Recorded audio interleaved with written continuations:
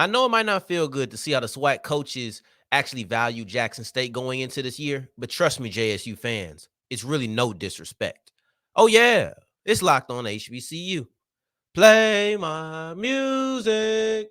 You are Locked On HBCU, your daily podcast covering HBCU sports. Part of the Locked On Podcast Network, your team every day.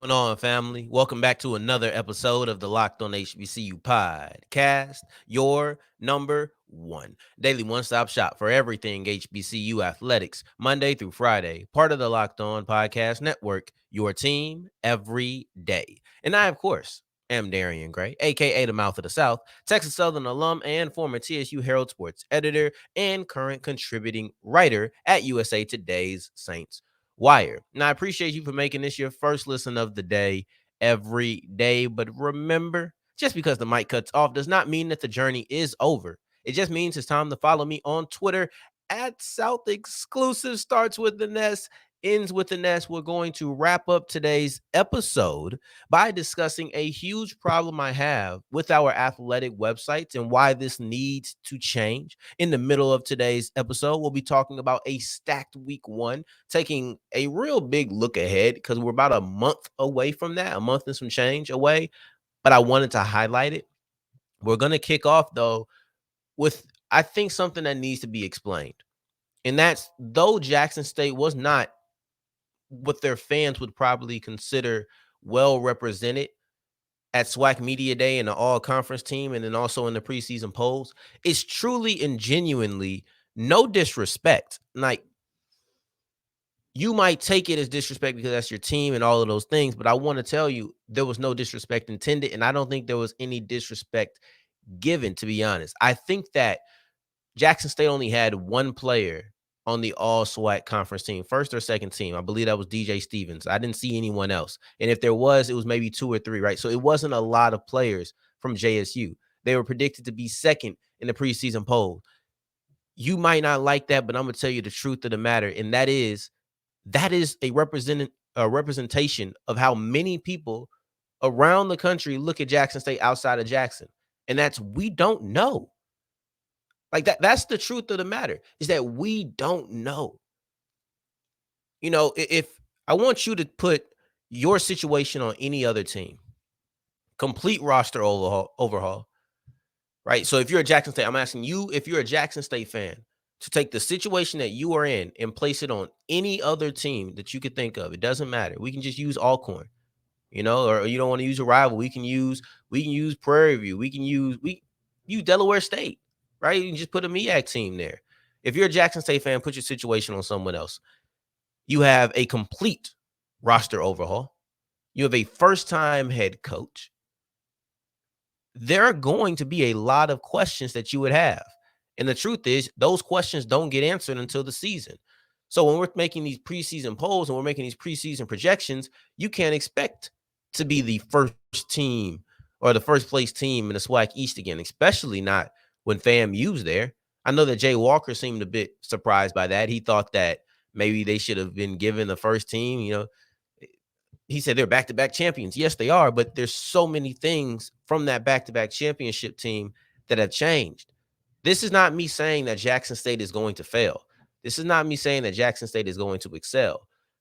But I'm not confident in anything. I'm not confident in either one of those sides.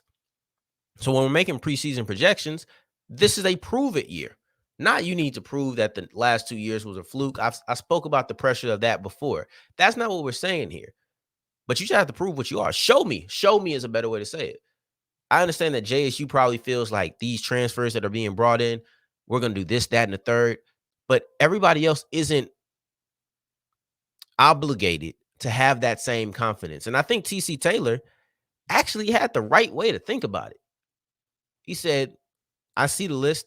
I see where they have us. They haven't seen the players that we have to the degree that we have seen them, right? So basically, we at Jackson State know way more about the players than these other people. That's true.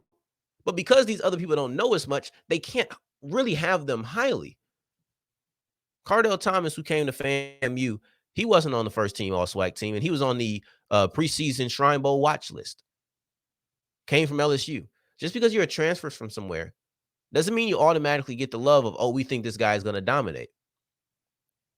I wouldn't call it disrespect, but if you want to use this as a rallying cry, by all means, feel free. But I think that you should listen to your leader. I think you should listen to your coach and kind of move the way that he did. We know way more about these players. So take the confidence for sure.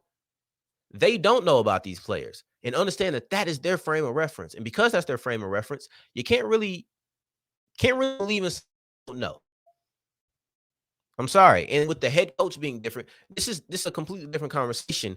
If you're looking at a Buddy Pugh, if you're looking at a Fred Bear, then you can really put your trust in the coach because you feel like you've seen a track record of him. You might have even seen him have a team that you didn't expect to be good and end up being good. But with TC Taylor, he's the first-time head coach. There's no even track record for that. So the roster doesn't have a track record for real. The coach doesn't have a track record. That's going to be a recipe for me being hesitant to say whatever they're going to be. We'll see what it's going to be, but please, please, please, I'm telling you, don't use it as motivation, but don't call it disrespect. Now, moving forward, Jackson State is actually included in this, but week one of the HBCU landscape, specifically the SWAC, but Hampton is involved as well, so I need to say HBCU. Week one is actually really stacked. And SWAC Media Day highlighted that, and I want to do the same as we continue with Locked On HBCU. Today's episode is brought to you by LinkedIn, and LinkedIn is the epitome of successful job hunting, efficient job hunting. There's only one place that you should go if you're either an employee looking to be an employee or if you're a business owner looking for employees. And that is linkedin.com/lockedon. Because first off, you can post your job for free with a purple hashtag hiring frame. Over 800 million people use LinkedIn on a daily basis. This is the place where you no longer have to have random people walk into your room and say, oh, yeah, 10 minutes in, your skill set doesn't even fit. Stop wasting your time. Stop wasting your time and go to linkedin.com/lockedoncollege where you can see exactly what people's skill set is before you actually bring them into the room, before you bring them into interview, so you know exactly what they are capable of before they come. And now you can have a better job hunt that way. Go to linkedin.com/lockedoncollege, use the purple hashtag hiring frame, and get the perfect fit for yourself.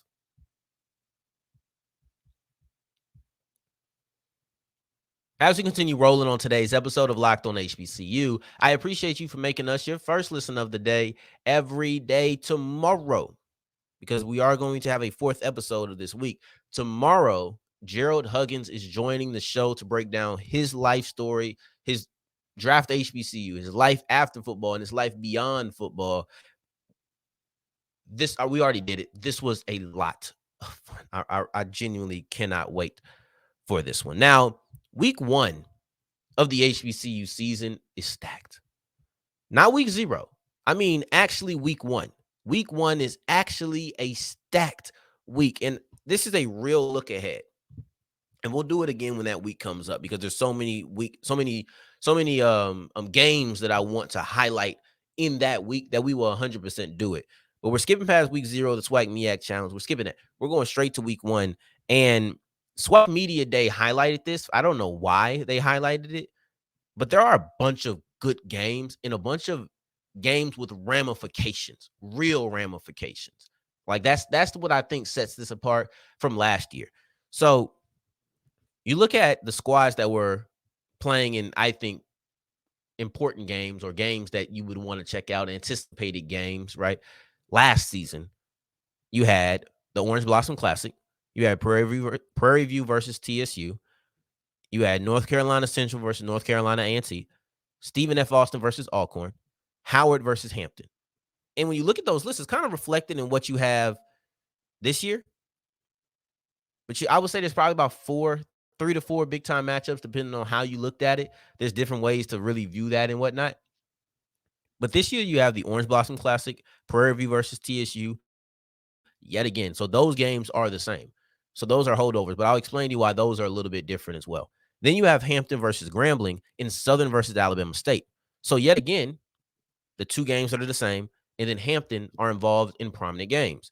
Now, there are less games, right? There was 5 last year. There's 4 this year that I would personally highlight, but to the masses, I think they're about the same, if not a bigger advantage to this season, right? If not a bigger advantage to this season. First off, I think that TSU versus PV is going to be more anticipated than it has been in a long time to people who aren't PV or TSU fans.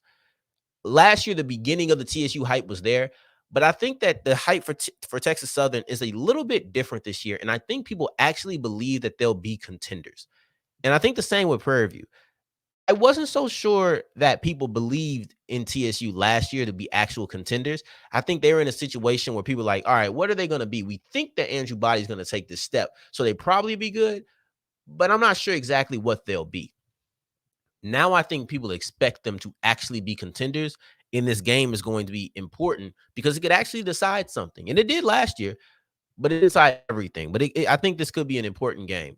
I wouldn't say OBC's level importance because I don't think that PV is going to be there, but it will be an extremely important game to the SWAC West race. I do believe that. Um, then you look at the OBC. The OBC, I don't know if it's looked at with the same anticipation, but I think it's looked at with similar levels of anticipation. Last year was, okay, this is going to be the SWAC championship game. I don't know if people feel that way this year, but I do think people are really itching to see exactly what Jackson State is. And maybe they feel like they wouldn't be able to see that against week 0. I mean, in week 0 against South Carolina State. But I do believe this is going to be a bar where people start talking about really what Jackson State is. This might be the point when we really form a concrete opinion on what we believe that they'll be. Not fair at all because they still have 10 more weeks, but that's what we will do. 2 games down in the season. All right, this is who Jackson State is now. And there will be for sure will be a microscope placed upon them. Everybody will be looking to see exactly who they are because that's back-to-back nationally televised games. And no one else is playing. Might just had, you know what? That might be it. Just like we did with Prunty. This might be a topic that we bring up later down the line. How the first 2 games for Jackson State are so important. Probably bring that up next week. But then you have Hampton versus Grambling, and I know people like to exclude Hampton and North Carolina A&T and Tennessee State. I don't like that personally. I really don't like when people do that. But with Hampton this year, they're going against Grambling, and that game is in New York, and I think that makes it more important because you can make an argument that that doesn't have any ramifications because it doesn't. But I do believe that when it comes to recruiting in the state of New York, I believe that that will actually do wonders. You have 2 phenomenal, I mean, elite level brands. Grambling is an elite level athletic brand, in my opinion, when it comes to football. Call it bias for my frame of reference. I grew up not that far from Grambling, and to me, the Bayou Classic is the game, right? But to me, Grambling is an elite athletic brand, especially when it comes to football. Eddie Robinson, like, no, it's not no bias. They are. Grambling is an elite level athletic brand. Meanwhile, Hampton is an elite level academic brand. That's what I feel like people know them for. Hampton is the Brainiacs. Like, that's one of those type of schools. No disrespect to the athletic program, but the branding is the branding nevertheless. So when you're looking at Hampton versus Grambling going to New York, this is kind of a perfect situation, not only for just brands going against each other, but to improve the recruitment of kids in New York. You're not only getting athletes, you're getting athletes from New York, hopefully, and you're also hoping to get scholars from New York, both of which are well represented in a Grambling versus Hampton matchup. Then you look at Southern versus Alabama State, and that's just 2 SWAC teams going against each other, both of which I think people believe are going to be competitors and contenders in their division. So you look at last year, PV versus TSU, I don't think people really looked at it as having ramifications. Orange Blossom Classic had the most ramifications of probably any other game preseason. Then you look at North Carolina Central versus North Carolina A&T, SFA versus Alcorn, or excuse me, take that out. North Carolina Central versus North Carolina A&T, Howard versus Hampton. Those have bragging right ramifications, but so does PV versus TSU. But overall, It didn't matter whoever lost that game in the grand scheme of things. It didn't matter if Central would have beat North Carolina Central. Excuse me, if A&T would have beat North Carolina Central. Central still would have been in the Celebration Bowl. Wouldn't have mattered if Hampton did beat Howard, I believe. So wouldn't matter if vice versa. They still would have been in the same exact position because these weren't conference games. These were bragging right games. I wouldn't consider them to really have ramifications. That's important. Meanwhile, you look at the OBC ramifications. PV versus TSU, I believe this year has ramifications. Hampton versus Grambling, no ramifications. However, it does boost the stock. It's something that I believe is bigger than each university. I think it's something that we as an HBCU community actually could appreciate when it comes to recruitment in New York. And then you look at Southern and Alabama State, that is two contenders who I believe that's going to be a conference game. I don't believe that they are two SWAC teams going against each other in a non-conference game. Grambling had one of those last year. I don't believe that is the case. If you just want to take out Hampton versus Grambling, that's three real big ramification games. I think that week one is going to be extremely important. And I wanted to highlight that, and we will highlight that yet again once week one comes around, once we pass the SWAC champion or the SWAC MEAC challenge and all of that. But I wanted to take today to do it because I thought I was honestly impressed, and I didn't realize how many great games or important games were going to be in that week. Moving forward, this is a big thing, and it's something that I feel like I need to say now, and that is we need to fix our athletic websites. It's so bad. It's too bad. It is too bad, and it needs to be fixed. And I'll tell you exactly why and how it got me as we continue with Locked On HBCU.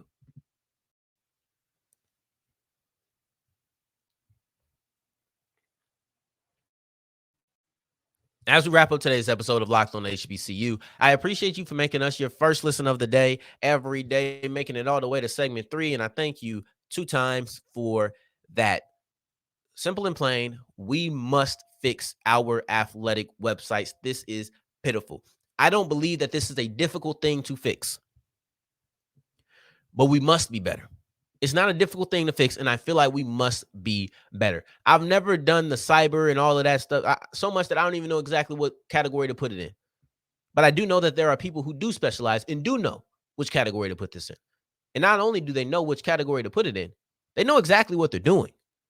Pay somebody to fix our websites because this is honestly a hindrance to me, a hindrance to other media. This is a hindrance to a lot of people. Now, I would like to believe that this won't be as much of a hindrance to me now that I've been put on game on my guy Gerald, right? Because like I told you, we actually filmed his interview already. And he was able to put me on game because we were talking about Sundiata Anderson.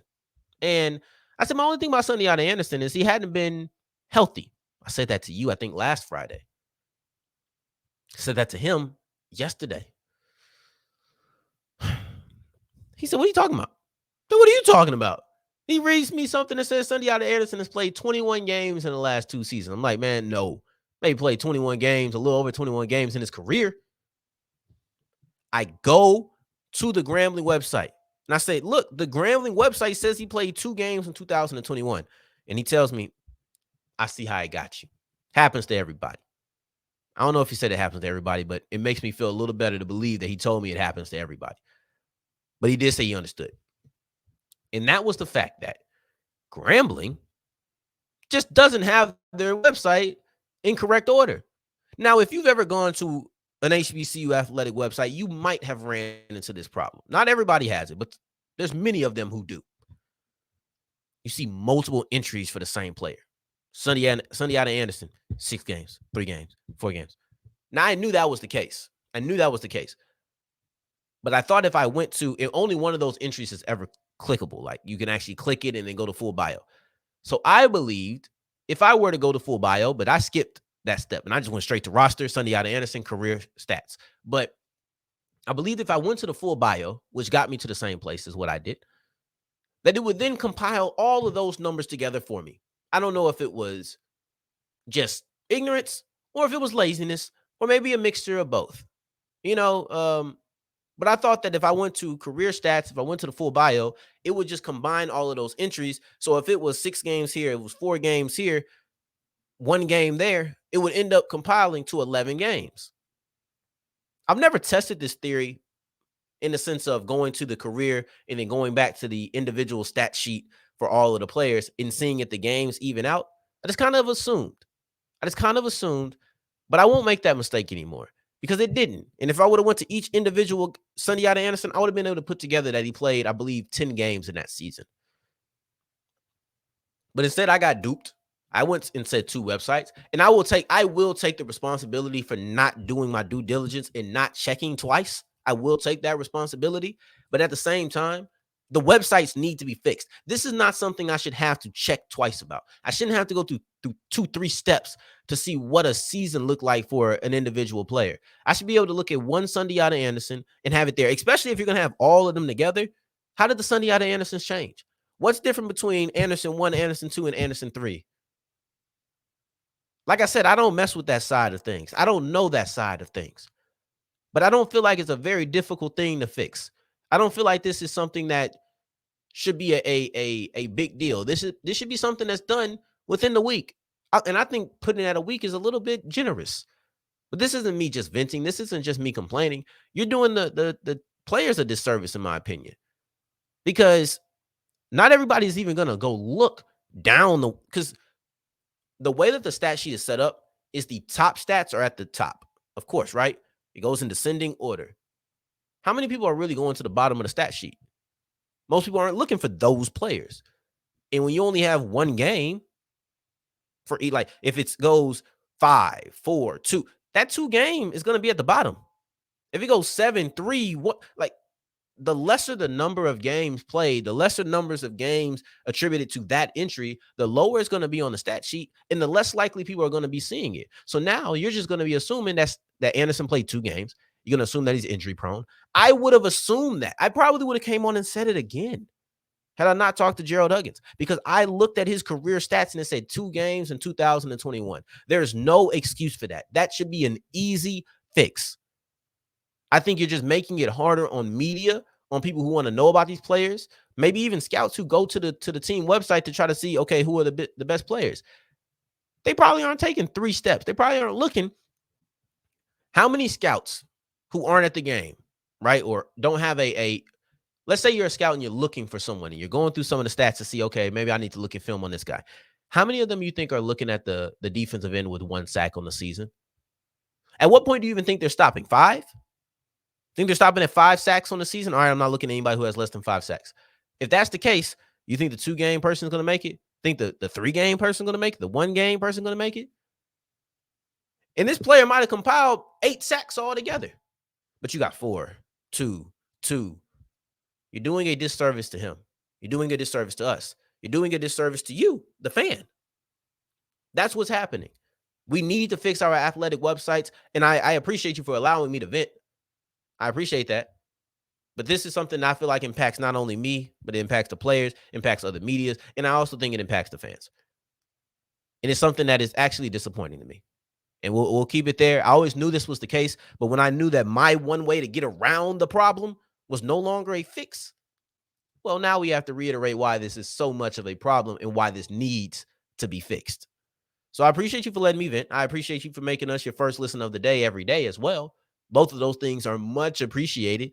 On tomorrow's episode, I'm very excited because Feature Friday is about my guy, a really good friend of mine, Gerald Huggins, who, after being on this show so many times, we have formed a real relationship. So I was extremely excited to highlight his draft HBCU journey, but then also highlight who he is after football, after he played college ball, and then also who he is beyond the game of football. And we had a lot of fun. So you need to tune into that one. If you never tuned into an episode until today, tune into that one and make that number 2 because you do not want to miss it. But in the meantime, in between time, until the next time that we hear each other, family, take care. Stay blessed. Peace.